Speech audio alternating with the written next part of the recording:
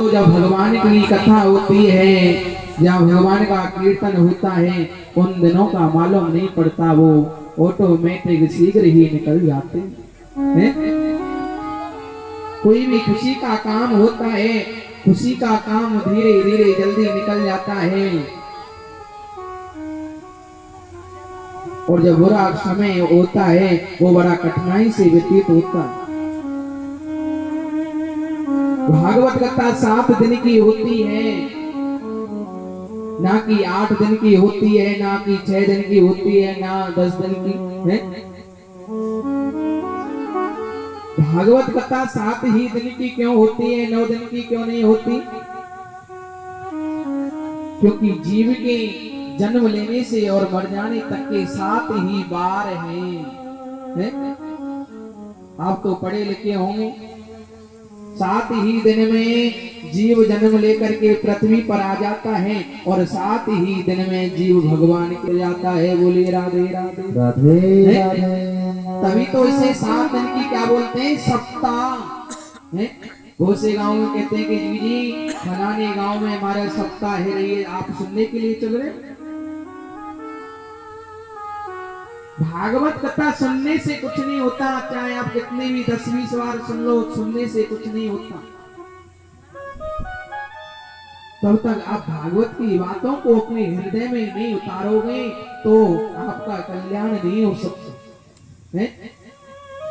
सुनने से क्या है? सुनने तो आप रोजाना सुन लीजिए, और भूखे रहने से कभी भी महाराज भगवान की भक्ति नहीं होती। चाहे आप पूरे दिन भूखे रह लो, फिर भगवान ना मिले। बोलिए राधे राधे हैं। भगवान क्या आपसे ये कहते हैं कि महाराज आप मेरे खातिर भूखे रहिए, भोजन मत कीजिए? मैंने तो आपको पहले बताया, भगवान तो भाव के भूखे, चाहे 3 टाइम की जगह को वो 6 बार भोजन करो, परंतु भगवान का भजन जरूर करो। परंतु महाराज भजन की मत किए महाराज हैं। बात करवा लो, चुगली करवा लो, परंतु भगवान के भजन की मत बोलो कि भगवान का भजन भी करना है।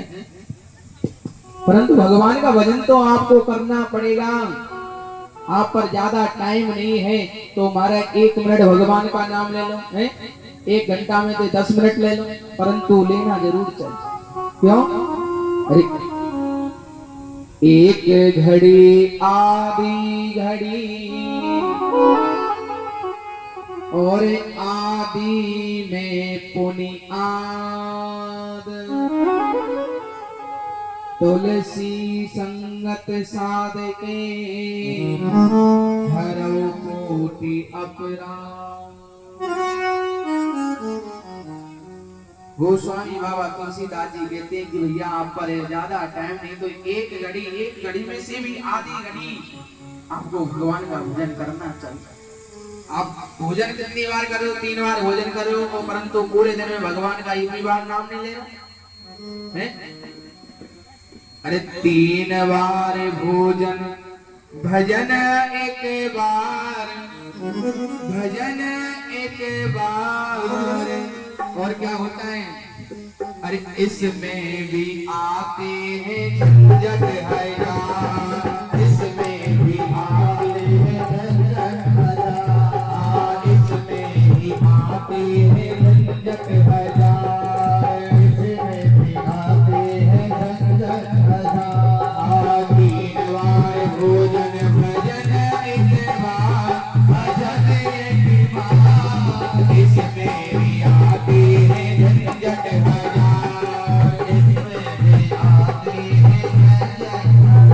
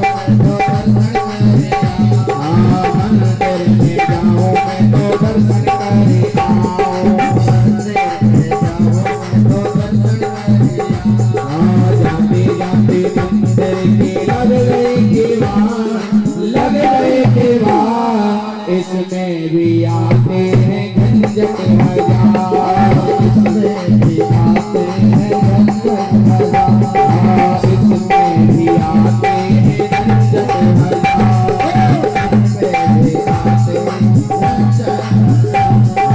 3 बार भोजन भजन एक बार, भजन एक बार, इसमें भी आते हैं झंझट हजार, इसमें भी आते हैं इसमें भी आते हैं झंझट हजार, इसमें भी आते हैं झंझट हजार। जय हो हरि ओम।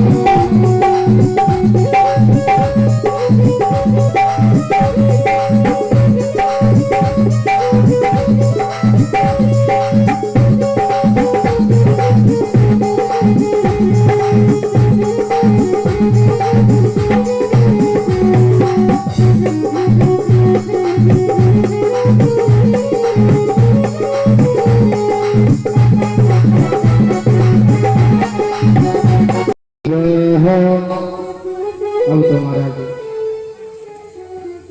श्री सुखदेव स्वामी कहने लगे, हे राजा परीक्षित, जब भगवान ने चुंगली उंगली पर गिरा था, इंद्र ऐरावत हाथी पर बैठ करके और ब्रज में आ गया। जब ऐरावत हाथी पर बैठ करके इंद्र आया तो ब्रज में तो मारे धूल ही धूल उड़ रही थी।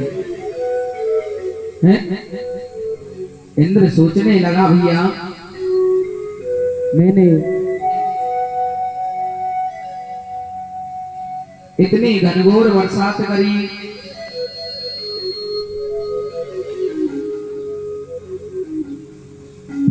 फिर भी बरसात की एक भी बूंद ब्रज में नहीं है।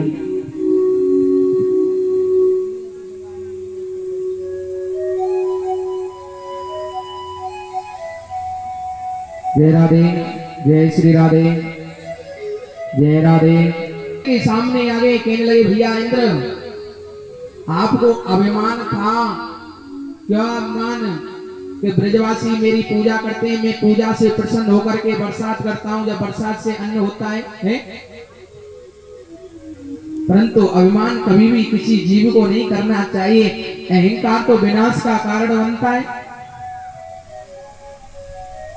भगवान कृष्ण ने इंद्र को ज्ञान दिया। इंद्र समझ गया कि भैया ये साधारण मनुष्य नहीं, ये तो साक्षात नारायण है। इंद्र वहां से चला गया, क्षमा याचना मांग कर। श्री सुखदेव स्वामी कहने लगे, हे राजा परीक्षित, अब तो भगवान धीरे धीरे ब्रज में गोपियों के साथ में महारास रचाने लग गए। मेरे प्रभु, एक एक गोपी बिच बिच माधव महारास चल रहा है गोविंद का। महाराज देखने के लिए सभी स्त्रियां जाती, पुरुषों की अनुमति नहीं थी। एक दिन मां पार्वती भगवान के महाराज को देखने के लिए जा रही थी। भोले बाबा कहने लगे, पार्वती आप रोजाना हमारे गोविंद के, हमारे प्रभु के महाराज को देखने के लिए जाते हो, आज तो हम भी आपके साथ में चलेंगे। मां पार्वती कहने लगी, स्वामी आप महाराज देखने के लिए नहीं जा सकते। क्यों? क्योंकि वहां तो केवल स्त्रियां ही, गोपियां ही जाती हैं, पुरुष नहीं जाते। अब तो भोले बाबा विचार करने लगे, भोले बाबा सोचने लगे कि भैया क्या किया जाए, प्रभु का महाराज तो हमें देखना है। अब तो भोले बाबा ने महाराज साड़ी पहन ली है, बिंदिया लगाई महाराज और सज धज करके माँ पार्वती के सामने द्वार पर आ गए भोले बाबा और कहने लगी गोपी तनक ठहर जाइए, हम आपके साथ में जरूर प्रभु का महाराज देखने के लिए चलेंगे। भोले बाबा सोचने लगे कि जब पार्वती मुझे ना पहचान रही तो भगवान कृष्ण का मुझे पहचानना है। जैसे ही भोले बाबा ने मां पार्वती के सामने अपने पल्लू को हटाया तो मां पार्वती भोले बाबा को देख करके मुस्कुराने लगी, कहने लगी स्वामी आप धन्य हो, आप भगवान के महाराज को देखने के लिए आपने गोपी का रूप बनाया। अब तो भगवान भोले बाबा मां पार्वती के साथ में और महाराज देखने के लिए जा रहे हैं बड़े प्रेम से। अरे एक दिन वो ले भंडारी बन के ब्रज की नारी वृंदावन आ गए, वृंदावन आ गए। एक दिन वो ले भंडारी बन के ब्रज की नारी वृंदावन आ गए हैं, वृंदावन आ गए हैं। एक दिन वो ले भंडारी, एक दिन वो ले भंडारी बन के ब्रज की नारी वृंदावन आ गए हैं, वृंदावन आ गए हैं। जय हो भोले भंडारी बन के ब्रज की नारी वृंदावन आ गए हैं, वृंदावन आ गए हैं। पार्वती भी बना के हारी, पार्वती भी बना के हारी, राधे राधे वृंदावन आ गए हैं, वृंदावन आ गए हैं।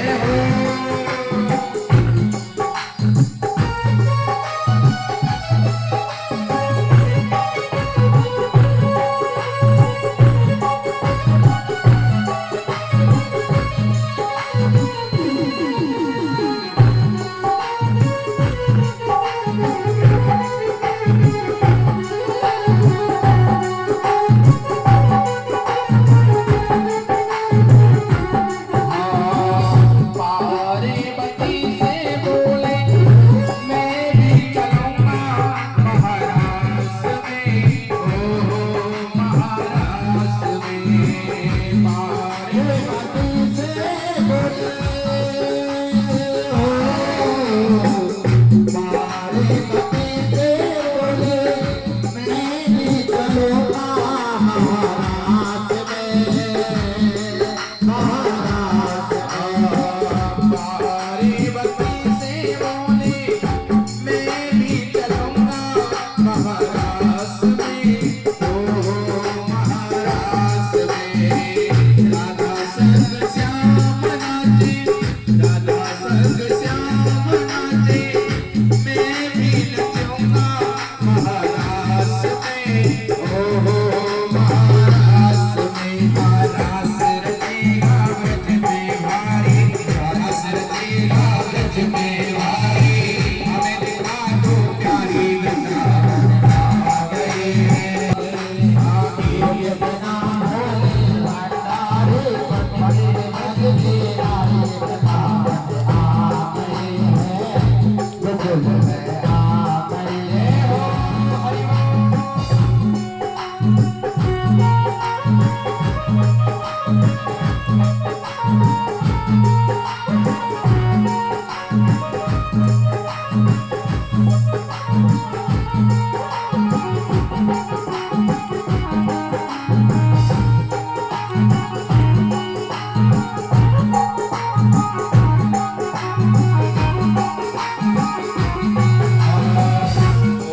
मेरे भोले स्वामी कैसे ले जाऊं तोहे रास में, ओ महाराष्ट्र में।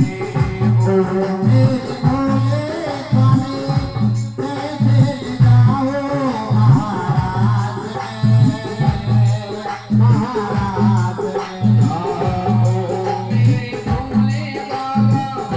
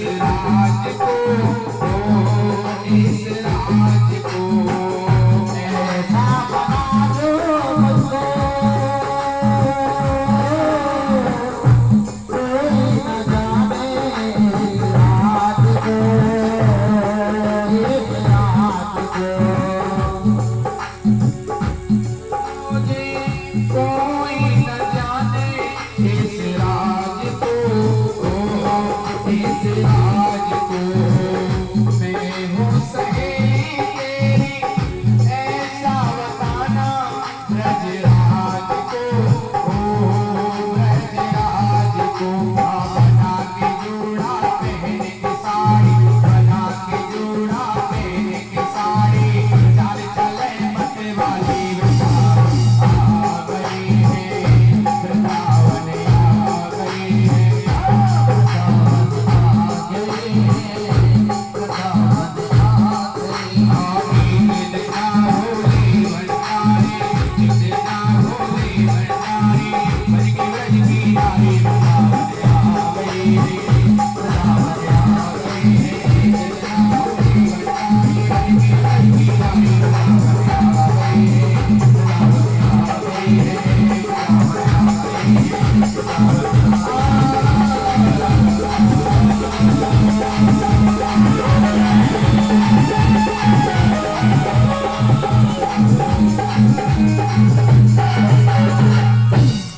बोले वृंदावन बिहारी लाल की जय हो, भागवत महापुराण की जय हो, राधा रानी सरकार की जय हो। अब तुम्हारा जब भोले बाबा माँ पार्वती से कहने लगे, पार्वती आप तो मुझे लेकर के भगवान के महाराज में शीघ्र से चलिए, शीघ्र विलंब हो रहा है। अब तो माँ पार्वती भोले बाबा को लेकर के प्रभु के महाराज में पहुंच गई, जहाँ एक एक गोपी बिच बिच माधव भगवान नृत्य कर रहे थे, भगवान महाराज नचा रहे थे। इधर भोले बाबा बीच गोपियों में जाकर के नृत्य करने लगे, नाचने लगे। जब भोले बाबा नृत्य कर रहे थे, भगवान को मालूम पड़ गया है। भगवान सोचने लगे, आज भोले बाबा मेरे महाराज को देखने के लिए गोपी का रूप धारण करके आए। अब तो भगवान कृष्ण ने 3 प्रकार की हवा चलाई, शीतल मंद सुगंध। और जब भोले बाबा नाच रहे थे तो हमारे नाचते नाचते एकदम सिर से पल्लू हट गया हमारा, और नाचते नाचते भोले बाबा की साड़ी खुल गई। बोले राधे राधे राधे। सभी गोपी सभी हंसने लगी भोले बाबा पर, भगवान कृष्ण भी हंसने लगे। भगवान कृष्ण कहने लगे, बाबा आप हमारे रास को देखने के लिए आपने गोपी का रूप धारण किया, हम आपके लिए वरदान देते हैं, आपकी कलयुग में गोपेश्वर नाम से पूजा हो। बोले गोपेश्वर महादेव की जय हो। अब तो भगवान वहां से भोले बाबा वहां से चले गए। इधर श्री सुखदेव स्वामी कहने लगे, हे राजा, इधर मथुरा में राजा कंस ने सभा लगाई कि भैया आज हमारा काल धीरे धीरे बड़ा होता जा रहा है, परंतु मैंने बहुत बड़े राक्षसों को भेजा, पूतना को भेजा, वृतासुर को भेजा, अकासुर को भेजा, बकासुर को भेजा, परंतु हमारे काल को कोई नहीं मार सका। राजा कंस को अपनी मृत्यु का भय सताने लगा। और इधर एक समय भगवान कृष्ण गोपियों के साथ में लीला कर रहे हैं। एक समय गोपी, कार्तिक का महीना था, कार्तिक मास का महीना था। कार्तिक मास में गोपियां सभी स्नान करने के लिए यमुना जी में जाती थी। सुबह के 4 बजे जब स्नान करने के लिए सभी गोपी गई, तो गोपियों ने अपने अपने वस्त्र निकाल करके और पार पर रख दिए यमुना जी की तरफ। कन्हैया बड़े छलिया आए, कन्हैया पीछे पीछे आने लगे गोपियों के। कन्हैया ने गोपियों के वस्त्रों को चुराया और कदम के पेड़ पर चढ़ गए। बोली राधे राधे राधे।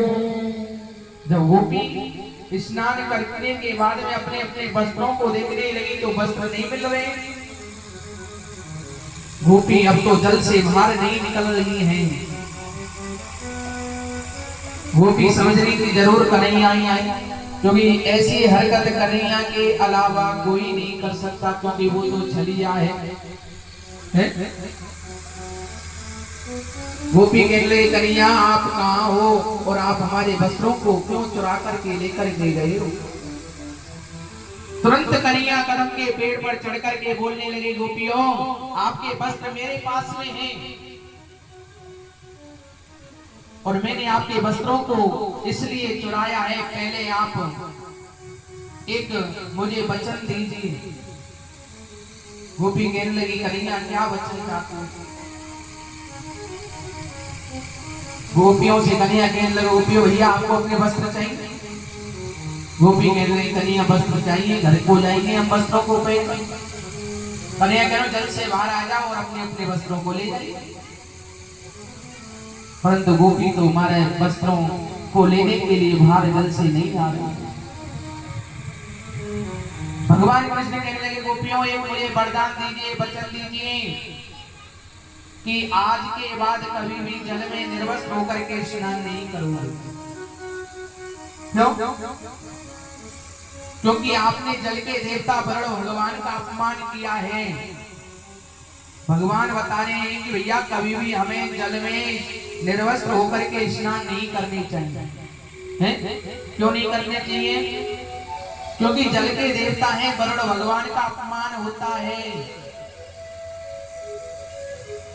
गोपी कहने लगे कन्हैया आज के बाद में वो ऐसी गलती नहीं करेंगे, आज आप हमारे वस्त्रों को दे दीजिए। कन्हैया ने गोपियों पर हमारे उठक बैठक करवाई, वरदान मांगा, वचन मांगा है, तब जाके उनके लिए अपने अपने वस्त्रों को दिया। श्री सुखदेव स्वामी कहने लगे हे राजा परीक्षित कन्हैया ब्रज में बड़ी लीला कर रहे हैं गोपियों के साथ में, माखन की चोरी करते महाराज, गोपियों के साथ में महाराज रचाते। कन्हैया जब बंसी बजाते गोपी कहती कन्हैया आपकी बंसी की आपकी बांसुरी की मधुर आवाज इतनी है कि जब हम आपकी बंसी की आवाज सुनते हैं तो हम पर रोका नहीं जाता है। इतनी मधुर बांसुरी आप क्यों बजाते हो? जब हम आपकी बांसुरी की आवाज सुनते हैं तो हम सुध बुध भूल जाते हैं। बोली राधे राधे। एक समय भगवान कृष्ण वन में बांसुरी बजा रहे थे। जैसी बांसुरी की आवाज गोपियों ने सुनी तो गोपी अपनी सद्बुद्ध भूल गई भगवान की बांसुरी की आवाज। कोई गोपी माए अपनी आंखों में काजल लगा रही थी, एक आंख में काजल लग गया, दूसरी में लगाने के लिए तैयार हुई, जैसी बांसुरी की आवाज सुनी दौड़ी चली जा रही है। कोई गोपी स्नान कर रही है, बांसुरी की आवाज सुनी नीले वस्त्रों से ही भागी जा रही है।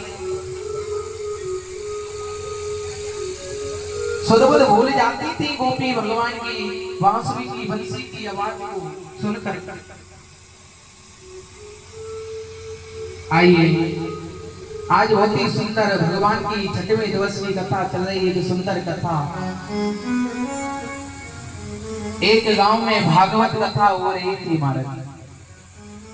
जैसे तुम्हारे गांव में भागवत कथा हो रही है, ऐसी किसी और गांव में हो रही थी। तो सभी श्रोता कथा सुनने के लिए जाते हैं, माता बहनें जाती, सभी बुजुर्ग जाते हैं। तो कथा में कुछ ना कुछ सभी श्रोता दान करते, कोई पैसों का दान करता, कोई कुछ दान करता। उसी गांव में एक बूढ़ी माता जी रहती थी। उन माँ का बड़ा भाव था कि मैं भी कुछ कथा में दान करूं, है मेरा बड़ा मन है कि मैं कथा में दान करूं। परंतु वो दान क्यों नहीं करती? अपने पति के डर की वजह से कि भैया अगर कथा में कुछ दान कर दियो तो बड़ी पिटाई करे वो घर पर। अब तो एक दिन क्या हुआ, कथा का अंतिम समय था। उस वृद्ध माता ने क्या सोचा, उसका पति एक दिन घर को छोड़ करके कहीं बाजार को चला गया। उसने सोचा कि भैया आज बड़ा अच्छा मौका है, आज तो कोई ना है घर पे, है आज तो कुछ ना कुछ दान करके आना चाहिए।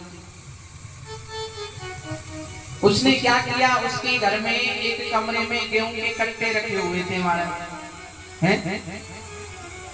अब तो हमारे उसने एक गेहूं को कट्टा अपने सिर पे रखा और भागवत कथा में दान कराई। बोली राधे राधे राधे राधे। परंतु किसी को मालूम नहीं है घर में कि एक कट्टा गेहूं किसने दान कराई। अब तो हमारे दान तो कराई, परंतु उसकी चिंता थी शरीर में कि कहीं भैया हमारे पति को मालूम पड़ गई तो भैया जीवित ना छोड़े, हैं? बड़ी पिटाई करे कि कैसे कराई एक कट्टा गेहूं ने दान। अब तो हमारा शाम को बेचारी घबराती घबराती भोजन बना रही थी, रोटी बना रही थी। जैसे उसके पति आए तो उसके पति हमारे आते ही सीधे उसी कमरे में चले गए जहाँ गेहूं के कट्टे लगे थे। बोले राधे राधे राधे।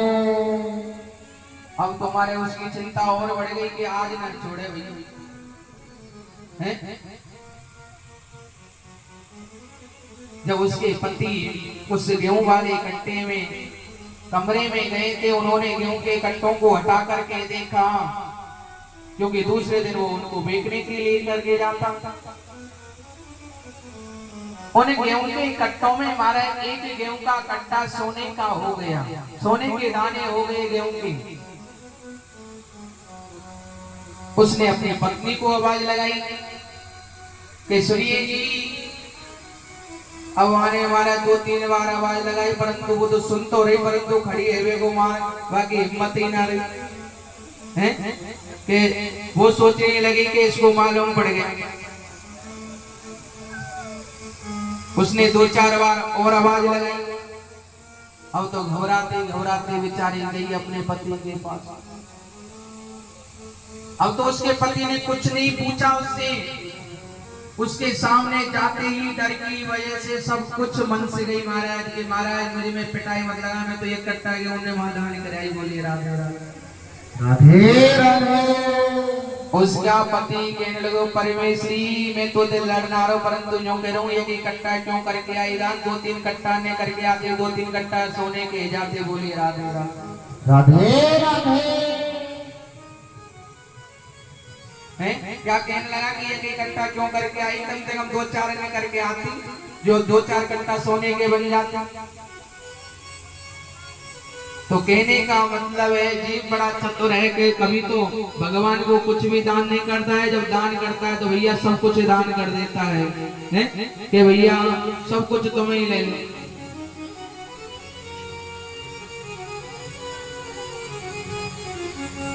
श्री सुखदेव स्वामी बताने लगे, हे राजा परीक्षित, जीव बड़ा अज्ञानी है, ना समझ है, भगवान के प्रति तो आस्था ही नहीं रखता, भगवान को मानता नहीं। परंतु जीव को ये मालूम नहीं जो हमें सुंदर जीवन भगवान ने दिया है, ये भगवान ने तो दिया है? मनुष्य का जीवन हमें कब मिलता है? 84 लाख योनियों को भोग करके तब हमारे लिए मनुष्य का जीवन मिलता है। और 84 लाख योनियों में आप जानते हो महाराज तरह तरह की योनि है, कोई कुत्ता है, कोई बिल्ली है महाराज, है कोई घोड़ा है, हाथी। 84 लाख योनियों में कौन सी योनि में जन्म लेना पड़े? परंतु जब भागवत कथा हम सुन लेते हैं तो जन्म जन्मांतर के पाप जो हमारे होते हैं वो नष्ट हो जाते हैं। कब नष्ट होंगे? कब नष्ट होंगे भैया? जब तुमने मन से कथा सुनी तब नष्ट होंगे, और शरीर से कथा सुनी तो किनाऊ नष्ट ना हो। बोले राधे राधे राधे। क्योंकि शरीर तो हमारा मिट्टी है, एक दिन जल करके राख हो जाएगा, मिट्टी का शरीर और मिट्टी में मिल जाएगा, है? कथा किससे सुननी चाहिए? मन से। जब मन से हम कथा सुनेंगे तो हमारी आत्मा पवित्र होंगी, जब आत्मा पवित्र होंगी तो हमें तुरंत भगवान मिलेंगे कि आत्मा सो परमात्मा है, परमात्मा सो परम गति। ये आत्मा ही परमात्मा का रूप है। जब आत्मा प्रसन्न होती है तो ये समझ लीजिए कि हमें साक्षात भगवान का दर्शन हो। श्री सुखदेव स्वामी कहते हैं कि भैया कभी भी किसी भी जीव की आत्मा को नहीं सताना चाहिए, कभी भी किसी को दुख नहीं पहुंचाना चाहिए। मनुष्य का जीवन है हमारा, आज है कल नहीं है। अब तो हमारा जीवन एक सुंदर कथा बताने लगे कि भैया एक गांव में नारद जी के मित्र रहा करते थे। हैं? जब नारद जी के मित्र रहते थे, नारद जी अपने मित्र के पास में रोजाना जाते और अपने मित्र से कहते कि भैया आप हमारे साथ में चलिए, भगवान का भजन करेंगे, आप क्यों मोह माया में पड़े हो। नारद जी के मित्र क्या कहते कि भैया हमारे दो पुत्र हैं, दोनों पुत्रों का विवाह हो जाएगा तो हम बिल्कुल फ्री हो जाएंगे, आराम से भगवान का भजन करेंगे। हैं? नारद जी कहने लगे भैया कोई बात ना है, दोनों पुत्रों का विवाह है जाए जब चल चलेंगे। नारद जी कुछ समय बाद फिर आए। अब तो भैया नारद जी के मित्र के दोनों पुत्रों का विवाह हो गया। बोले राधे राधे राधे राधे। जब नारद जी के दोनों पुत्रों का विवाह हुआ, नारद जी के मित्र के दोनों पुत्रों का विवाह जब हुआ तो नारद जी आए उसको लेने के लिए कि भैया अब समझ गो है तो अभी लिया। नारद जी अपने मित्र से कहने लगे भैया अब तो आप हमारे साथ भगवान का भजन कीजिए। हैं? नारद जी का मित्र क्या कहने लगे भैया नारद जी एक कमी और है। कौन सी कमी? दोनों पुत्रों का विवाह तो हो गया परंतु महाराज एक कमी और है, दोनों बेटा पे एक ही बेटा और रह जाए तो मैं बिल्कुल फ्री है जाऊंगा। फिर मेरी कोई चिंता नहीं रहेगी, आराम से भगवान को भजन करूंगा तेरे संग चल। नारद जी कहने लगे भैया कोई बात नहीं, नाती है जाए जब चल चल। नारद जी कुछ समय बाद, एक साल बाद फिर आए। अब तो नारद जी के मित्र के पुत्रों पर एक एक बेटा हो गया। नारद जी आए, नारद जी कहने लगे भैया अब तो तेरे दो दो नाती है, अब तो चल चल। नारद जी को मित्र क्या कहने लगे नारद जी ये बड़े बेटा को छोड़ा और ये छोटे बेटा। नारद जी कहने लगे भैया ये तो हमने वो देख ली, परंतु जो बता भगवान को भजन करे चले वो के ना चले।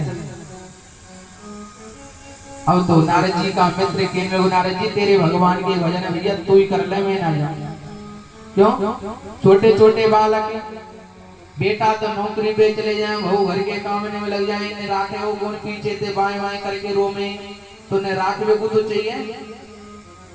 तेरे भगवान के भजन में ना करो भैया तू ही कर ले। नारद जी कहने लगे भैया ये तो ज्यादा मोह माया में फंस गो नाती बेटा। हैं? नारद जी चले नहीं। एक समय ऐसा आया, उस बाबा का समय अंतिम समय आया, तो बाबा जब शरीर छोड़ करके गए तो नाती बेटा के धन के मोह में काले सर्प बन गए, काला सर्प बन गए, सर्प योनि में आ गया। और जब सर्प योनि में आया तो उनकी धन की रखवाली करने के लिए उनकी मोरी में घुस गया। बोली राधे राधे राधे। नारद जी भैया सोचने लगे कि भैया अब समझ गो है तो अभी ले आऊं, काफी समय हो गया, समझ गया होगा। नारद जी लेने के लिए आए चौथी बार। जब तो नारद जी के मित्र के नाती बेटा तनक बड़े हो गए। नारद जी कहने लगे भैया जो तुम्हारा बाबा बैठे रहो वो कहां गए? नाती बेटा कहने लगे बाबा साहब हमारे बाबा साहब तो ऊपर गए, वो इस दुनिया में नहीं रहे। नारद जी कहने लगे भैया वो ऊपर ना जाए। हैं? जब उसको लेने के लिए मैं बार बार घर के चक्कर काटे, जब वो मेरे साथ में ही ना गए तो अकेले ऊपर ना जाए। जैसे ही नारद जी ने अपने दो पैरों को पीछे खिसकाया तो नारद जी की नजर एकदम मोरी पर चली गई। अब तो महाराज जब मोरी पर नजर गई तो काला सर्प बन करके बाबा मोरी में पड़ा था। बोले राधे राधे राधे राधे। नारद जी कहने लगे बाबा आप क्यों इस नरक में पड़े हो, आपके पास में अभी भी समय है, आप हमारे साथ में चलिए, भगवान का भजन करेंगे, आपके लिए लास्ट मौका है। अब तो बाबा कालो सर्व बन के क्या कह रहा है, नारद जी तू भैया क्यों घर के बार बार चक्कर काट रहो, जब तू एक बार मना कर दे कि तेरे भगवान के भजन है तू ही कर ले, मैं ना करूं। हैं बहू घर के काम में लग जाए, बेटा स्कूल चले जाए, हैं पीछे से कोई चोर आ गो तो खा तो जाऊंगा, काट तो जाऊंगा, तेरे भगवान के भजन नहीं करूंगा। नारद जी कहने लगे बाबा कोई बात मत कर, परंतु तेने घर के बहुत चक्कर कटवाए, अब की बार तो मेरे संग लेके ही जाऊंगा, खाली हाथ ना जाए। बाबा के नाती बेटा देखने लगे बाबा के पास में कोई नहीं है, बाबा कौन से बात कर रहा है।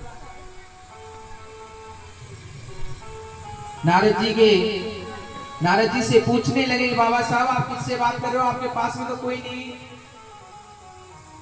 नारद जी के लोग बेटा कहा बताओ, तुम्हारी जो मोरी है ना मोरी, यहाँ में भैया बहुत बड़ो कारो श्याम पड़ो, और कोई से खाएगो ना तो भैया जीवित ना बचे। ऐसा कहा तुरंत ही किसी नाती पर लटिया है, किसी पर फरसा है, और कहने लगे नारद जी काहे कारो श्याम हो, हमें बताइए। अब नारद जी बाबा से कहने लगे बाबा तरह तेरी सेवा करवा दो, नाती बेटा हैं क्यों, क्योंकि जिस बाबा ने स्वयं नहीं खाया, नाती बेटाओं के लिए बहू बेटाओं के लिए खिलाया है, पूरे जीवन धाए धाए करके धन कमाया, 3-3 मंजिल मकान बना दिए हैं, किसके लिए बनाए, नाती बेटाओं के लिए। उन्हीं नाती बेटाओं पर किसी पर लटिया है, किसी पर भरसा है। कहने लगे कहां भैया कारो श्याम। नारद जी कहने लगे भैया हीरो या मोरी में निकालो। अब तो नाती बेटा ने उसको बाहर मोरी से निकाला। अब तो नारद जी के मित्र की मारे पिटाई करने लगे नाती बेटा, कोई लड़ियां से पीट रहा है, कोई कुछ से पीट रहा है। जब पिट रहा था बाबा काला सर बन के जब क्या कह रहा है, नारद जी भैया अब बचा ले, अब तेरे संग भगवान को भजन करवे चलो हैं। फिर नारद जी क्या कहने लगे पहले भैया तू पिट ले झटके, जब तू लेके जाएंगे सब तेने बहुत चक्कर कटवाए घर के, पहले चल चल तो समझ जाता तो आज पिट तो गाई की।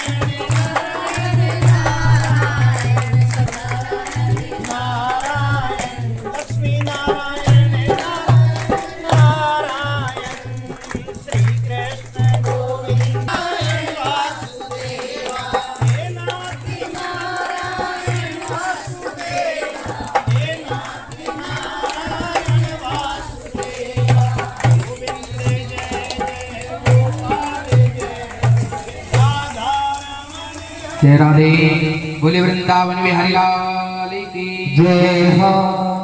अब तो महाराज बताने लगे कि भैया यहाँ कोई किसी का नहीं है, स्वार्थ का संसार है। जब तक महाराज जीव पृथ्वी पर है, जब तक ये मेरा है, ये तेरा है करता रहता है? जब जीव चले जाता है तो कोई किसी को याद नहीं करता, सब भूल जाते हैं महाराज हैं। 84 लाख योनियों को हो करके मनुष्य का जीवन मिलता है। कुछ अच्छा कर्म कीजिए ताकि आपकी जाने के बाद में आपकी भलाई हो। ऐसा कर्म मत कीजिए कि जाने के बाद में हमारी बुराई हो। के नर्तन फिर ना मिले गो,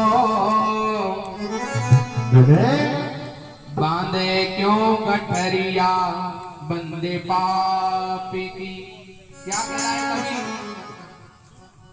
के नर्तन फिर ना मिले गो, बांधे क्यों गठरिया बंदे पाप की। ओ नर्तन फिर ना मिले गो, बांधे क्यों गठरिया बंदे पाप की। नर्तन फिर ना मिले गो, बांधे क्यों। क्या कह रहा है कवि? क्या बताए? नर्तन जो हमारा जो मनुष्य का जो शरीर है, हमें फिर दोबारा नहीं मिलने वाला। नर्तन फिर ना मिले गो, बांधे क्यों गठरिया बंदे पाप की।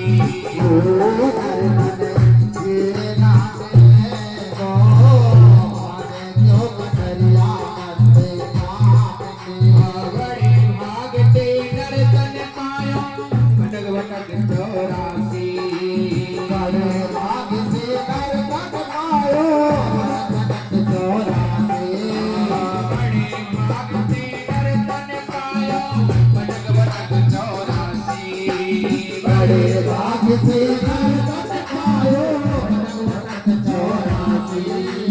अब के दाव चूक जाए बंदे, अब के दाव चूक जाए बंदे, गले पड़े। अब के दाव चूक जाए बंदे, अब के दाव चूक जाए बंदे, गले पड़ेगी फांसी लंका पीठ पे पड़ेगो, बांधे क्यों गठरिया बंदे पाप की।